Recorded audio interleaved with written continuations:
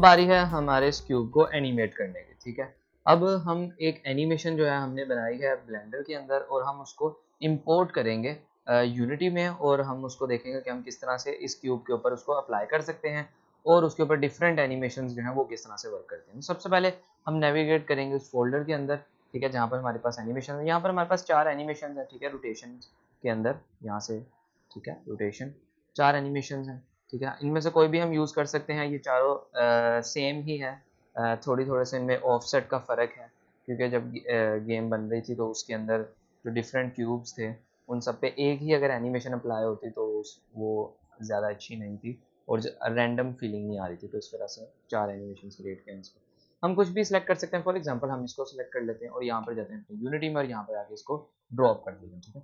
अब एक्चुअली में ये हमारे पास .fbx फाइल है, यानी कि इसके अंदर हमारे पास क्या क्या है हम यहाँ से देख सकते हैं। इसको सिलेक्ट करते हैं और यहाँ से इसको मेन्यू को ऊपर लाते हैं, तो यहाँ पर आप देख सकते हैं इसके साथ हमारे पास ऑब्जेक्ट भी है। हो सकता है इसके मटेरियल्स भी हों, लेकिन इसके पास मटेरियल्स नहीं है। अगर हम इसको यूज़ भी करें इस तरह से अप्लाई, इसके पास मटेरियल्स नहीं है, ठीक है। ये इसी तरह से ही है। मैं कंट्रोल जी करता हूँ,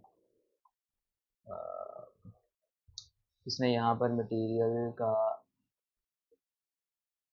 मटेरियल का फाइल भी जनरेट कर दी है, ये जो कि मुझे नहीं चाहिए, ठीक है, सिर्फ बताने के लिए। एनीवे तो ठीक है, ये हमारे पास एक ऑब्जेक्ट है, मुझे सिर्फ इसकी एनिमेशन चाहिए। अगर मैं एनिमेशन वाले टैब में जाऊँ, अब आप यहाँ पर देख सकते हैं सब कुछ चेंज हो चुका है, ठीक है। यहाँ पर मटेरियल्स में है एनिमेशन, यहाँ से हम प्ले कर सकते हैं एनिमेशन को। जो हमारे पास प्रीफैब्स होते हैं, एफवीएक्स फाइल्स होती हैं, तो उनकी हम एनिमेशन को देख सकते हैं। फॉर एग्जांपल अगर मैं इसको प्ले करूँ तो देखें ये इस तरह की एनिमेशन जो है मुझे देता है, ठीक है। ये भी एक नेविगेशन विंडो है, यहाँ से हम देख सकते हैं। मैं दोबारा अगर गेम प्ले करूँ, ठीक है, तो ये देखिए ये एनिमेशन बेसिकली हमने जो है वो क्रिएट किया। अब इस एनिमेशन को हम बनाना चाहते हैं एक इसके ऊपर हम ऐड करना चाहते हैं अपने क्यूब के ऊपर, तो वो हम किस तरह से कर सकते हैं, ठीक है। एक्चुअली एनिमेशन काफ़ी लेंथी है, बाकी सारी खाली है।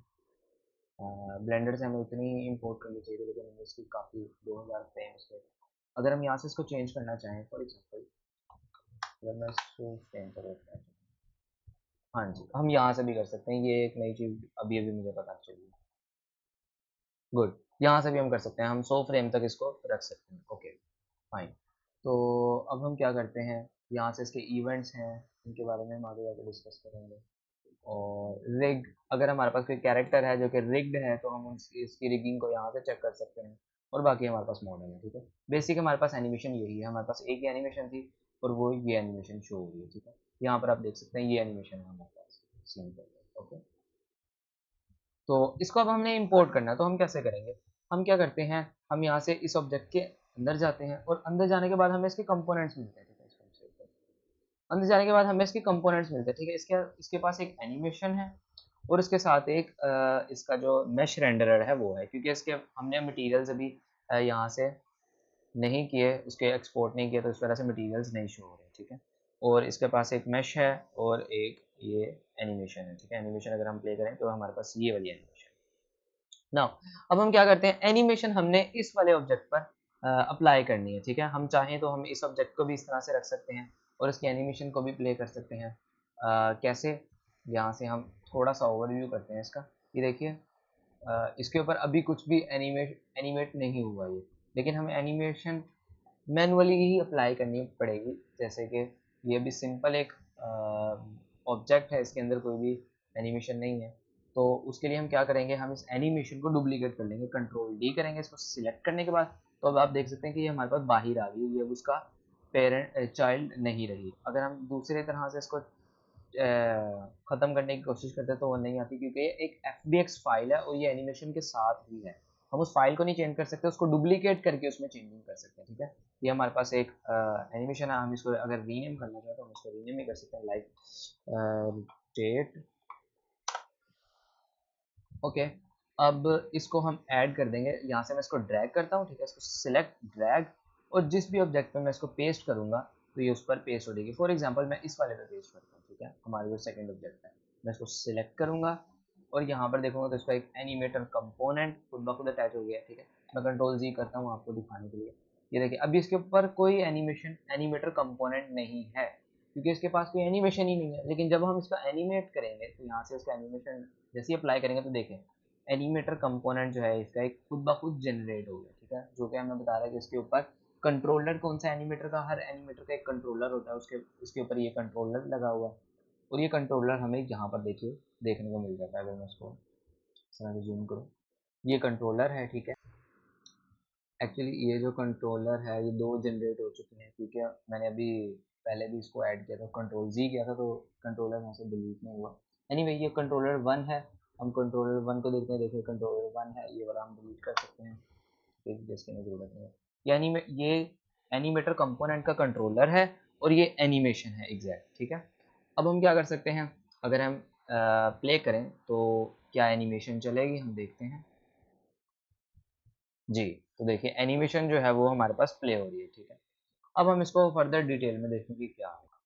अच्छा, किसी भी एनिमेशन को ब्रीफली उसको देखने के लिए, उसको एडिट करने के लिए, उसके लिए हमारे पास कुछ विंडोज़ का होना ज़रूरी है। फॉर एग्जांपल देखिए यहाँ से आप जाएंगे विंडोज़ में, विंडोज़ में हमारे पास एनिमेशन, और एनिमेशन में हमारे पास ये एक विंडो है एनिमेशन के नाम से और एक है एनिमेटर के नाम से, ठीक है। ये दोनों बेसिक विंडोज़ होती हैं किसी भी एनिमेशन को एडिट करने के लिए, उसको कंट्रोल करने के लिए, ठीक है। तो हम क्या करते हैं, एनिमेशन पर क्लिक करते हैं, ठीक है। यहाँ पर आप देखें एनिमेशन जो है विंडो पहले से ही ऐड थी हमारे पास प्रोजेक्ट के साथ यहाँ पर। तो देखिए यहाँ पर इसकी एनिमेशन जो है वो शो हो गई है। कैसे, मैंने इसको सिलेक्ट किया है तो इसकी एनिमेशन शो हो गई। फॉर एग्जांपल अगर हमारे पास एक ये ऑब्जेक्ट है जिसके पास कोई एनिमेशन ही नहीं है, तो यहाँ पर आप देख सकते हैं एनिमेशन विंडो के अंदर कोई एनिमेशन नहीं है और वो मुझे कह रहा है कि क्रिएट करो। जैसे ही मैं क्रिएट करूंगा तो हमारे पास वो एक विंडो ओपन कर देगा और वो अब मुझसे पूछ रहा है बेसिकली कि तुमने जो इसका एनिमेटर कंपोनेंट हमने जो इस पे ऐड करना है उसको रिक्वायर होता है कंट्रोलर, जो कि अभी हमने बात की। वो कंट्रोलर हमने कहाँ सेव करना है ये उसकी लोकेशन हमसे पूछ रहा है, ठीक है। तो हमने क्या करना है, हम इसको लोकेशन दे सकते हैं यहाँ से और सेव कर सकते हैं, तो ऑटोमेटिक हमारे पास उसके ऊपर एनिमेटर कंपोनेंट जो है वो यहाँ पर जनरेट हो जाएगा। अगर मैं करके भी आपको दिखाऊं तो यहाँ से देखिए इसी नाम से अगर मैं कर लूँ तो देखिए इस ऑब्जेक्ट के ऊपर एक एनिमेटर कंपोनेंट लग गया और उसके साथ क्यूब जो कि इसका एक्चुअल में नेम था उसके नेम से एक हमारे पास कंट्रोलर आ गया। अगर मैं अपनी फाइल्स में जाके देखूं तो ये देखिए ये क्यूब का कंट्रोलर, ठीक है, जैसे जिस जगह मैंने इसको सेव किया था। और यहाँ पर देखें, यहाँ पर इसकी एनिमेशन ये देखिए न्यू एनिमेशन, न्यू एनिमेशन ये वो वाली एनिमेशन थी जब मैंने इसको सेव किया था तो उसका जो नीचे नेम आ रहा था न्यू एनिमेशन डॉट AIM, तो ये वो फाइल है हमारे पास, ठीक है। ये इसकी एक्चुअल में एनिमेशन है। अभी मुझे एक्चुअली में इसकी ज़रूरत नहीं है तो हमें क्या करते हैं, इसको रिमूव कर देते हैं यहाँ से, इन दोनों को भी डिलीट कर देते हैं, क्योंकि अभी हम काम कर रहे हैं इस वाली एनिमेशन पर, ठीक है। तो हम क्या करते हैं यहाँ से, और अब देखिए यहाँ टाइमलाइन है हमारी, ठीक है। जैसे टाइमलाइन को हम ड्रैग करते हैं तो हमें हमारी एनिमेशन प्ले होती है नजर आ रही है। इसके सारे की फ्रेम्स हैं ये, ठीक है, जो उसने ऐड किए हैं। अगर हम एनिमेशन को प्ले करना चाहें तो हम यहाँ से इसको प्ले भी कर सकते हैं। देखिए प्ले बटन है, ये हमारे पास एनिमेशन जो है वो प्ले हो गई, ठीक है। ये लूप में प्ले होगी।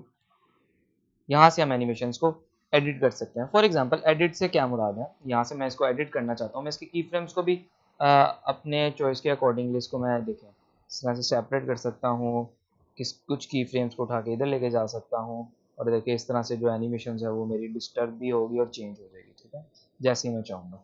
अब आप देखिए यहाँ पर बिल्कुल लास्ट में मुझे एक छोटी सी चीज़ नज़र आई। अगर मैं यहाँ से अपना व्यू जो है, अपना व्यू ठीक करूँ, यहाँ से जेड एक्सिस पर क्लिक करूँ तो अब देखें यहाँ पर ये बिल्कुल अलाइन नहीं है, ठीक है। इसकी रोटेशन अभी भी बाकी है, लेकिन हमारी एनिमेशन जो है वो खत्म हो चुकी है। तो मैं क्या काम, एक काम करता हूँ कि इस एंड की फ्रेम को हम यहाँ पर ये रोटेशन है, इस रोटेशन को हम 0 कर देंगे, 0 0 एंड 0, ठीक है। अब देखिए बिल्कुल परफेक्टली हमारे पास जो है वो इसकी रोटेशन हो चुकी है। लेकिन अब देखें अगर अब मैं स्लाइडर को मूव कर देता हूँ तो देखिए वो फिर से चेंज हो गया, ठीक है। यानी कि उसने की फ्रेम ही नहीं हमारा अपडेट किया, की फ्रेम ऐड ही नहीं किया जो हमने रोटेशन चेंज की थी। उसके लिए हमें क्या करना होगा, उसके लिए अभी हमारे पास दो मेथड्स हैं। एक मेथड ये है कि हम यहाँ से बटन पर क्लिक करें, ठीक है, ये रिकॉर्ड बटन है। अब जो भी मैं इसमें चेंजेस करूंगा वो हमारे पास यहाँ पर रिकॉर्ड हो जाएंगे। जैसे कि मैं इसको अगर 0 करता हूँ तो ये रिकॉर्ड हो चुका है, और मैं रिकॉर्ड बंद करूंगा तो अब देखिए इस एक्सिस पर वो हमेशा 0 ही रहेगा। अब ये देखिए ये 0 रहेगा। और दूसरा मेथड इसका क्या है, अक्सर मैं वो मेथड अप्लाई करता हूँ। जैसे देखिए इसको सिलेक्ट करूंगा 0 और 0, ठीक है। अब मैं यहाँ से राइट क्लिक अपडेट की, ठीक है, अपडेट की कर दूंगा तो हमारे पास ये जो की है ये अपडेट हो जाएगी, ठीक है। यहाँ से ये अपडेटेड है ऑलरेडी, ठीक है। तो देखिए ब्लू हो चुके हैं, तो यानी कि ये अपडेटेड है। अब अगर मैं प्ले करके दिखाऊँ आपको तो आप ये देख सकते हैं यहाँ पर वो बिल्कुल 0 पे आके स्टॉप कर रहा है, ठीक है। तो दैट्स इट। और देखिए जो ब्लू है वही एनिमेशन है इसकी, देखें इसके स्केल पे कोई एनिमेशन नहीं है, यानी कि मैं इसका स्केल जो है उसको चेंज कर सकता हूँ। यहाँ पर मैं इसके स्केल को 1 रख सकता हूँ। एक्चुअली में अगर मैं 1 1 1 1, ठीक है, ये 1 नहीं था। तो ये देखिए ये एनिमेशन का काम है। ओके, तो अब इस एनिमेशन को हम अप्लाई करते हैं अपने इस क्यूब के ऊपर।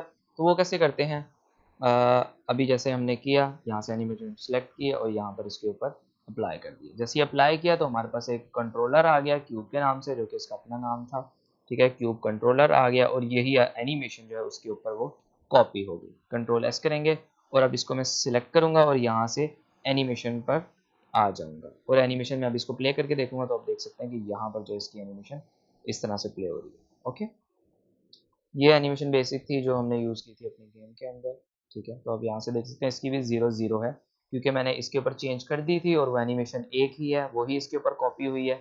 इस वजह से हमारे पास ये इस तरह से शो हो रहा है। ओके, तो ये बेसिक था।